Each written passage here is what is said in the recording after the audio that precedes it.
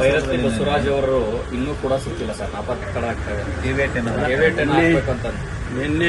ನಿನ್ನೆ ಅಂತ ಕಣ್ಣು ನಿನ್ನೆ ಅಥವಾ ಮೊನ್ನೆ ಆರ್ಡರ್ ಆಗಿರೋದು ಕೋರ್ಟಲ್ಲಿ.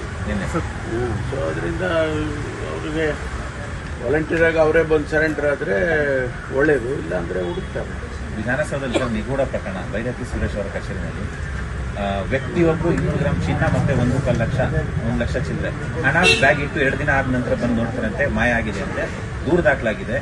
ಆ ಕಚೇರಿಗೆ ಯಾಕೆ ತಗೊಂಡೋದ ಏನೆಲ್ಲ ತುಂಬಾ ಅನುಮಾನ ಇದೆ ಸರ್. ಫಸ್ಟ್ ಆಫ್ ಆಲ್ ಗೇಟ್ನಿಂದ ಒಳಗಡೆ ಆ ಬ್ಯಾಗ್ ಹೆಂಗೋಯ್ತು ಅನ್ನೋದು ನನ್ನ ಕನ್ಸರ್ನ್.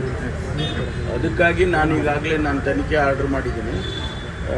ಯಾವ ರೀತಿ ಬ್ಯಾಗು ಯಾವ ಗೇಟ್ನಲ್ಲೇ ಎಂಟ್ರಿ ಆಯಿತು ಮತ್ತು ಅವರು ಅಲ್ಲಿಯವರೆಗೂ ಸಚಿವರ ಕಚೇರಿವರೆಗೂ ಬ್ಯಾಗ್ ಹೋಗುತ್ತೆ ಅಂದರೆ ಅನ್ನೋಟಿಸ್ಡ್, ಅದು ಹೆಂಗಾಗಿದೆ ಅನ್ನೋದನ್ನ ಪತ್ತೆ ಹಚ್ಚಬೇಕು ಅಂತ ಹೇಳಿದ್ದೀನಿ.